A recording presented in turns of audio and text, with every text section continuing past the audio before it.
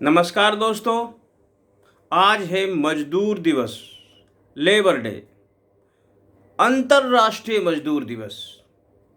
इतना बड़ा अंतर्राष्ट्रीय लेवल का दिवस है कि आज भी 80 देशों में इस दिन छुट्टी रहती है मजदूरों की। तो ये ज़रूरी हो जाता है कि इतने बड़े पैमाने का जो ये दिवस है इस पे कुछ चर्चा की जाए। देखिए, सबसे पहले 1886 में अमेरिका में मजदूरों के द्वारा एक बहुत बड़ा देशव्यापी आंदोलन किया। उसका मकसद था कि मजदूरों की ड्यूटी 8 घंटा की जाए। पहले के समय में कोई टाइम टेबल ही नहीं था। 12-12 घंटा, 15-15 घंटे मजदूरों की ड्यूटी होती थी और कोई ऑफ नहीं होता था।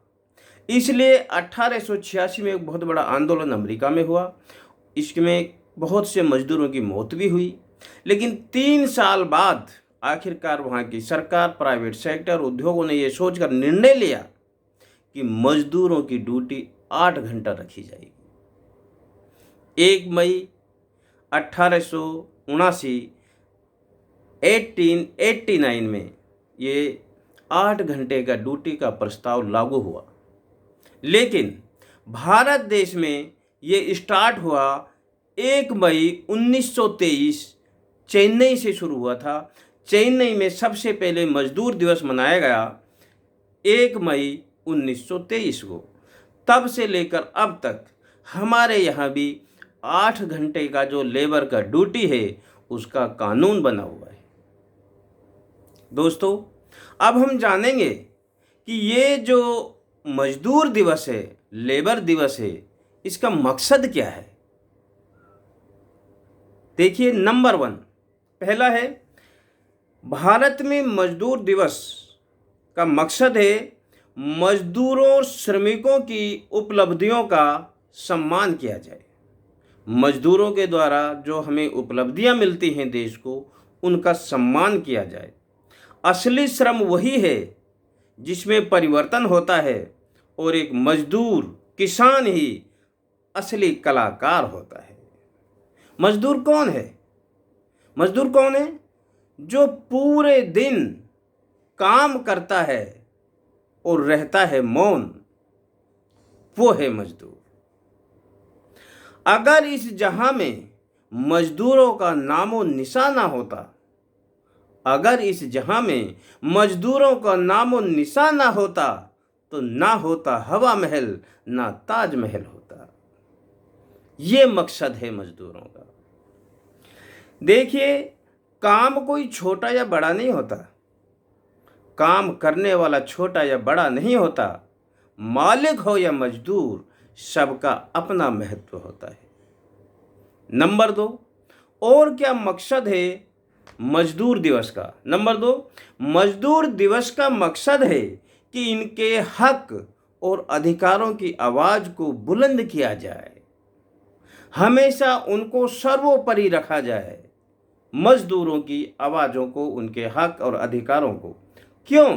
क्योंकि उनकी आत्मा ये आवाज़ देती है कि मैं मजदूर हूँ, मजबूर नहीं हूँ। मैं अपने पसीने की खाता हूँ, मैं मिट्टी से सोना बनाता हूँ।